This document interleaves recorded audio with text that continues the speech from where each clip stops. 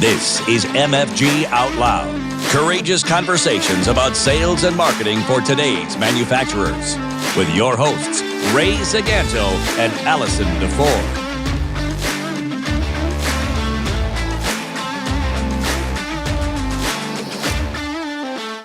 Hey, Trailblazers, welcome to the latest episode of MFG Out Loud. Really thrilled to be back. No, I'm not I'm not in San Francisco at the Golden Gate Bridge, but I am in sunny California. But we can reach out to our guests and fantastic manufacturing people, no matter where they are, no matter where we are. So today we really have the extraordinary good fortune to welcome Mr. Terry Iverson to the podcast today. Terry is the president and CEO of Iverson Company. His company's been in the machine tool business since 1931. Now, when you get a good look at Terry, you're going to notice he's a young, good-looking guy. He's not, he didn't found it, but it is a family business, and they've been growing alongside some of the biggest names in the industry. This guy's the real deal. And in the spirit of being a true overachiever, Terry not only built an awesome business, he's also founded a not-for-profit, and he wrote a book, all focusing on promoting the future of manufacturing for generations to come. So he's really doing some cool things.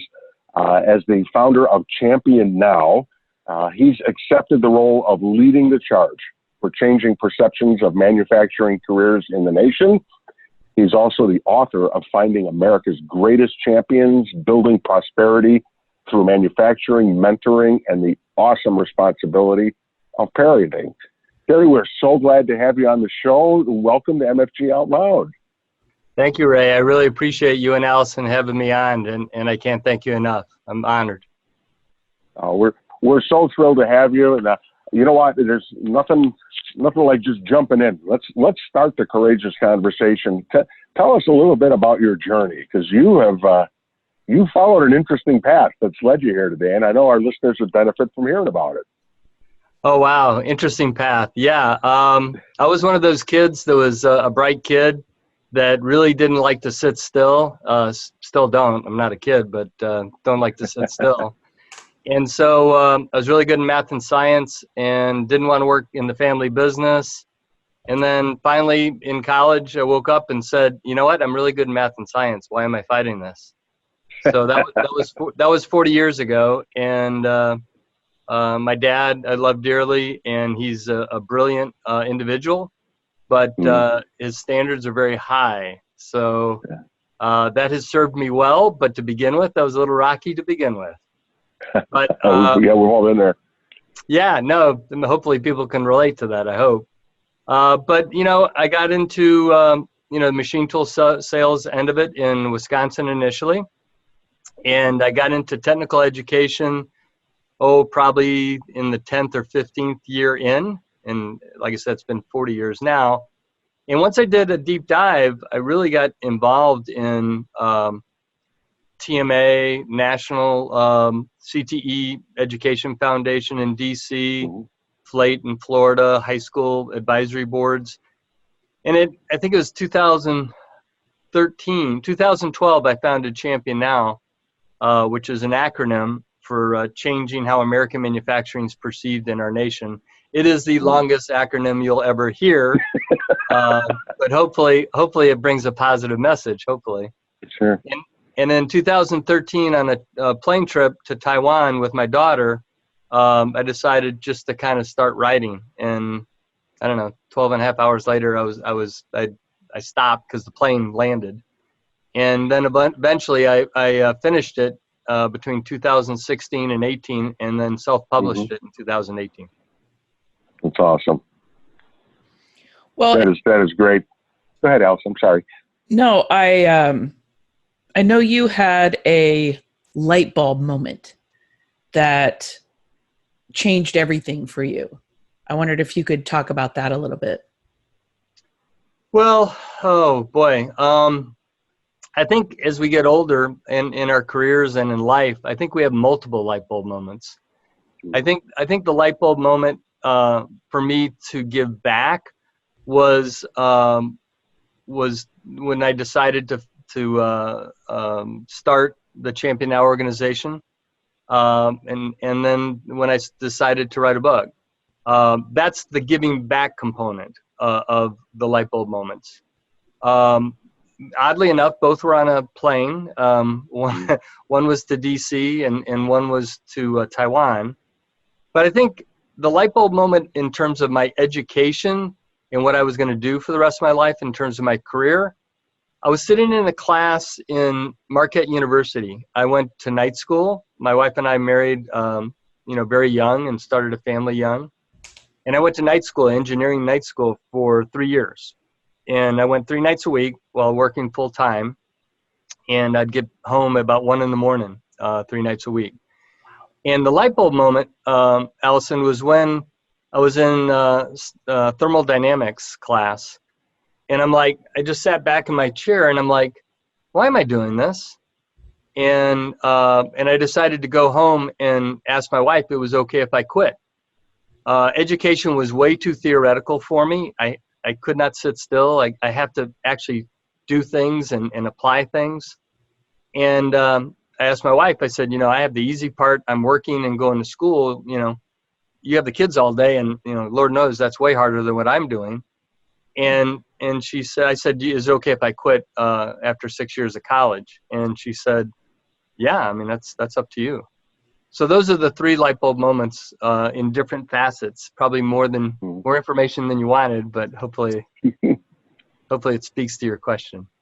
No, it's great insights. And I know, one of the, I've known of your company, and I recall a few years back, I know Crane Chicago Business, you were featured there about one of the challenges that seems to be is facing your business, and as well as, many others in manufacturing, is who's next to take it over, and beyond. In some businesses, it's clear that, if there are children that are interested and inclined, they'll take it and run with it. But you had an interesting perspective from the standpoint that there just weren't enough young up-and-comers to even take advantage of opportunities like that. Yeah, no, that's very well said. I think I had some Crane interviews, but I think the one that you're referring to was in the Trib. And it was when it initially started out as an article that I was helping with them about transformation and training, bringing young people up. And then it turned into a succession article. And I was pleased with what I said and what they wrote, and the editor I thought was really kind to me. But the reporter, the editor, on the other hand, sensationalized the headline, and that wasn't so good. said something about the boss quitting, and I had to talk to my customers, I had to talk to my employees, and it was a very unfortunate day. January 20th. Oh my gosh. January 20th of either 18 or 19, I think it was. But gosh.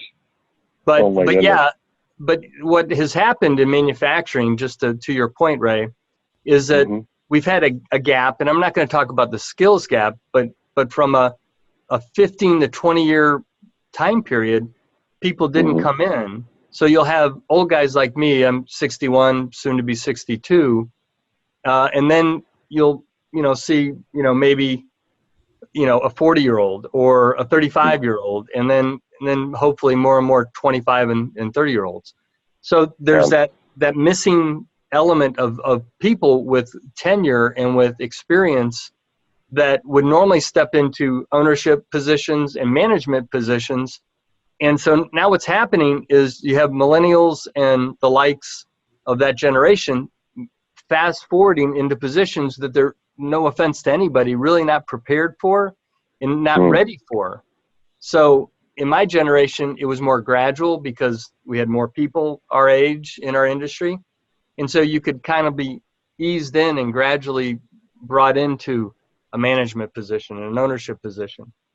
So now I think there more than ever, and I write about this, Ray, is that there's more of a need for appropriate parenting and then better said, mentoring.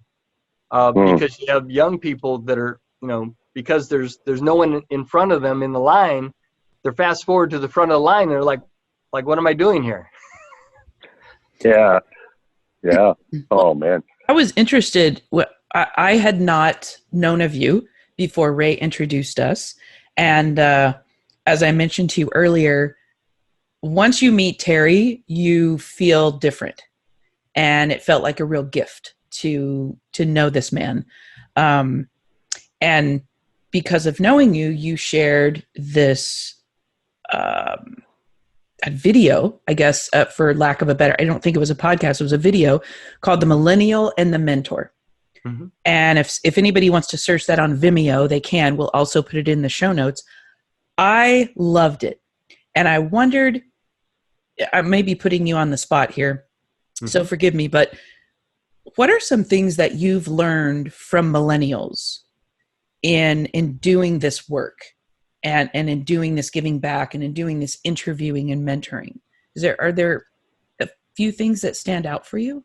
Yeah, I mean, I think in terms of millennials, there's, they don't think like the baby boomers, and that's not necessarily a bad thing. I've often said that while we're mentoring the millennials to understand management and understand, all sorts of different facets of running a business and being in the business world, they can reverse mentor us. I live in a technology-driven world in machine tools, and at some point I think I'm, reasonably good at technology, but that's not always the case, and I can always learn more. And millennials, they've forgotten more about technology than I'll certainly ever know, or people my age, baby boomers, will know. So I think the video that you're referring to, Cutting Tool Engineering Magazine, Dennis is the owner, Dennis Spaeth, and he goes to my church. And he was going to interview me after I spoke at the Cutting Tool Institute annual meeting. And before I came on to speak, there's maybe 100 or 200 people there. And I had heard about the millennial in the room. And so while I'm speaking, I referred to the millennial like the elephant in the room, the millennial in the room. And I said, could you stand up? And he did. And anyway, long story short, when I was doing the interview, Dennis had asked, can we interview the millennial, this young man that was, just getting in the manufacturing sector. And I said, great. And so that's where that video came from. Well, yeah, it's really insightful, and especially for anybody who's, whether you're the millennial that's the up and comer, or you're a leader like you that is seasoned. I feel like it's a great watch for either audience, because I think, as you mentioned, sometimes you think you know what you know, but there's always a little something to learn. So, well, I think to add on, as far as the millennials, I think they want to make an impact and a difference, and they want more of an experience and to be valued, maybe more than my generation. And so I think if you can speak to that and make sure that they understand the connection of where they're making a difference, and I mean, let's face it, the manufacturing sector, it's a wild ride. I find it fascinating. I'm very passionate about it. And these young people, they literally were weaned on technology, on computers. And where the disconnect is, I think, in our culture, is that people think smokestacks, and what, dark, dangerous, dirty environments. And when you go through the manufacturing companies, we just had Manufacturing Day. When you go through manufacturing companies of today that are competitive and globally astute, they're automated, they're clean, they're fascinating, they're computerized. And people don't know that. And so I think the millennials, once they realize that and they understand that message, I think they're all in. Yeah. And it really starts, I'm sorry. No, go ahead. I was just going to say, and it really starts before, before any prospective career candidate in manufacturing gets to the likes of us. There's an influence prior to that, and I know you put an extra effort on getting with kids younger and younger, and through all kinds of different ways, not the least of which is through the parents. And I'd like to hear your thoughts on that a little more. Well, I think, one story that I wrote about, I was up at Milwaukee at MATC. I've spent a lot of time at Milwaukee Area Technical College over the years. And I was speaking, and a young lady came up and said, "Mr. Iverson, I want to be a welder."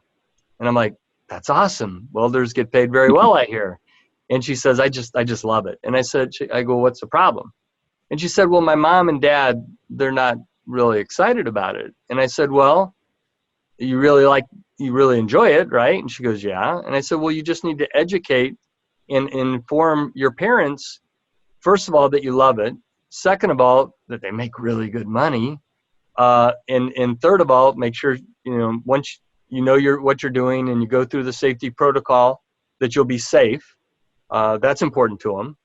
And I said, as a parent, all we want is our children to be safe and secure and happy. And if you can, address all those items, I bet your mom and dad would be on board, but they just don't know. And so I think the hardest thing, and one of the reasons I decided to write, is that it's so hard to reach the parents. There's really not an easy way to do it.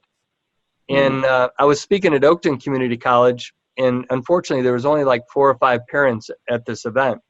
Sandvik had Kevin from Sandvik was there, and he had 3 or 4 parents at one session, and I had 3 or 4 or 5 parents. And one of the moms came up to me, one of the few that were there, and she was just absolutely blown away. She was like, "This is so exciting." And I said, "Okay, good, I'm glad." And she goes, "No, you don't understand. I thought my son didn't have a future. I thought he couldn't go to college. I thought he didn't have a career and his options were limited. And you're telling me just the opposite." And I go, "It's true. You need skill. Many manufacturers have no problem sending a young person to night school, or sending a person sometimes even during the day to school and then working the other days. And many of them will pay for it. So if it's what you like and what you enjoy, you can make good money and they can pay for your education. I don't see a downside to this." So yeah, Ray, if I could preach all day long and reach the parents, I'd be a happy guy, because I would help that many young people. That's awesome. Yeah, I love that. I know Ray had brought up a question behind the scenes, so I'll go ahead and ask it. I'll just butt right in here. What do you feel like is going right with, we have a focus here on sales and marketing. So I guess this is a twofold question. In terms of what's going right and what still needs some work, do you feel like that the writing and the not-for-profit have been a marketing catalyst for Iverson? Do you feel like they're separate? Oh, wow. That's a deep question. I think they have to be interrelated. Everything that I do is kind of interrelated.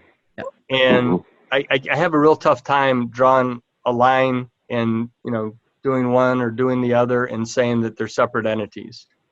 I'm involved in education a lot. At the same time, I sell machine tools to a lot of high schools and colleges. At the same time, I try to be value add.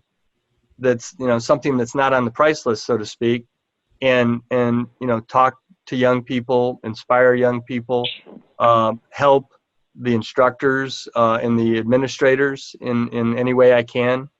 I sit on a lot of advisory boards because I want to make a difference. I want to make an impact. And so, when I coached, Allison, I coached travel soccer. And the thing, I was a soccer player and a athlete when I was young. And I did a lot of mentoring when I was coaching soccer. And so same thing there, my mentoring on the soccer field and my mentoring at the company and my mentoring of my children or our children, those were all blurred lines as well. So I think I think the more of the 501c3 work that I do, the more it helps the company. I think the more that I try to make connections, I think it helps the individuals, that I work with. But I think that it's sometimes it's hard to fit everything in, and I'm passionate about my business. I'm passionate about my employees and my customers and our company, but I'm also passionate about making a difference for the young people in this country. Love that. Terry, you had shared one of your earlier experiments, if you will, in terms of giving kids some more hands-on experience. You had created, I don't know if I get it right, you call it a camp, where you got some. Share that with our listeners. I thought that was a fascinating early step for you to take. Well, a couple summers ago, I was really I was born in Chicago, and my parents, when I was young, split and divorced, and so I moved to Jacksonville with my mom, my sister, my mom, and I. And so, manufacturing is not quite as prevalent down there, obviously. And I was very fortunate to go to a very, very good prep school. And so as I've been back, once I got married, Kathy and I got married, we moved up here and started working for my dad's business, my family business. And, I always wanted to go back and try to help. So initially, I learned in Jacksonville that there's a high school where some young people, they didn't have a lot of money, and they weren't as well off as certainly as those at the prep school I went to. And so initially I tried to have a week of engineering and a week of programming, like CAD and CAM. And so unfortunately the CAD side didn't happen. But I decided to take one of my machine tools that I had, one of my used machines, and program it, set it up, and ship it down to Florida, where I would take a week off of work and go down there and teach CNC programming, turning primarily, and then inspection. And so we had about 10 young people involved in the class. We actually had the instructor fly up to our place in Chicago, which he paid for the flight. And we trained him on that particular machine tool. So it was fascinating. We had, I think, one young lady. We had 8 or 9 young men, and they didn't have any really understanding of what manufacturing was. So when it was all said and done, it was all out of my pocket, and which was extremely exciting. And so I do write about it in the book, and there's some young people that had commentary about they never knew about this, and they never knew you could make a career out of this, and how cool is it? And so, with COVID, I wasn't able to do it this past summer, but that's actually gotten into another something else I'm working on, which is basically a virtual CNC camp. And so I started videotaping. I'll go back to my friend Dennis at Cutting Tool Engineering. I approached him once again from my church. I approached him. I said, "Hey, Dennis," I said, you videotaped, the millennial, the mentor and the millennial. And I said, let's do a virtual manufacturing camp so that, with COVID, I can't go out on the outside and do these camps very readily or very easily. Half these young people are not even in class. They're at home. So what this virtual camp is that I'm trying to do, Ray, it's an introduction to what manufacturing is, and it's an introduction on processing. We shot this past Sunday. We shot a robotics segment, a programming segment, and then I think probably in a couple weeks we'll do processing parts.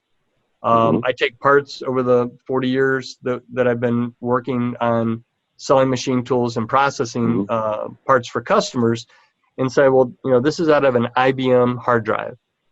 And then I talk about that, and I talk about how we made it and what it is. Or this is a gyro in a defense mechanism, or in a jet, or a commercial airliner. And so I go through an airbag component that ignites the airbag to save your life in a car accident. So one camp it was in Florida. It was a hands-on camp, in-person camp. I decided that that's something I want to continue to do. But on the south side of Chicago, I met a young man who's mentoring young men on the south side of Chicago. Mhm. And I came to the reality, and this is one of those light bulb moments that you alluded to, Allison, that young people that are impoverished and in poverty and in less than perfect circumstances, economic opportunity is how to get out of that. And yes, you have to have education, and yes, you have to have a skill set, but a lot of people don't even know that manufacturing is even available to them. And they don't know that an employer will pay their way, to learn. They don't know that they can go to night school. They don't know that maybe they can even go during the day, one of the work days. And they don't know if it is even for them. Ooh, got a mosquito. But if I can introduce them to the world of manufacturing and explain to them that this is how you can get out of poverty, this is how you can have a family, this is how you can have a career, you can buy a house, you can buy a car. If you decide that it's not for you, that's fine. But there's so many that would actually, choose it and go down that path if they only knew about it. Wow. That's awesome. Really boils down to spreading the word. It does, and that's why people that are as generous as the two of you, to allow people like myself to spread the message and to at least inform people so that they can make a conscious decision, to pursue it or to look into it, or read about it, which I hope will be the case. But I want to make an impact. I want to make a difference. And my family's been so very fortunate. So many family members, back to my grandfather and everybody in between. And there's a lot of us in manufacturing that have been blessed in that way. So I feel it's my obligation to try to, spread the word and give back. Well, and before we wrap up here real quick, I think I'm gonna throw this out there that MFG Out Loud is going to buy 5 copies of your book, and awesome. To give those away via social media, and as soon as we air this episode. So that's awesome. I want to do our part to spread the word even further. That is very generous of you, and I can't thank you enough. And if we can just get something out there. One of the things that I do want to mention, since you were so kind to bring it up, Allison, is that if I just wrote a book about manufacturing, I didn't really think that the people would necessarily rush to read about it. Right. And so I intentionally put mentoring and parenting and a lot of stories that have nothing to do with manufacturing in it. And so I hope that way I can reach the parents, that way I can reach industry members. Obviously, the ultimate goal is to reach students as well. But I appreciate you bringing that up. And but there's a little bit of things in there for everybody, as Ray has alluded to. Well, Ray, you want to wrap us up and then I'll wrap us out? I think we can do that. Terry, thanks so much for your time today. It's always a pleasure to speak with you. We had a great conversation a few weeks back just to kind of get centered and acquainted and in anticipation of a great episode today. And you clearly delivered. We're grateful for that, and you can count on us as your champions as well to help get the word out and get more folks interested and involved and informed about this awesome industry that has been so kind to all three of us. So Terry, God bless you. Thank you for your work and what you're doing. For our listeners out there, hey, if you liked what you heard today or some of the past episodes, please do us a favor and subscribe to our channel, MFG Out Loud. You'll find us on all the cool podcast hosting places as well as on YouTube. And if you really liked it, tell your friends about it too. We're always looking to expand our tribe and get more folks to come in and join us for some courageous conversations. So thank you for that. Allison, what do we say? Hey, keep manufacturing out loud because we need you. Until next time. Thank you for listening to MFG Out Loud with Ray Zaganto and Allison DeFore. You can subscribe and find show notes at mfgoutloud.com.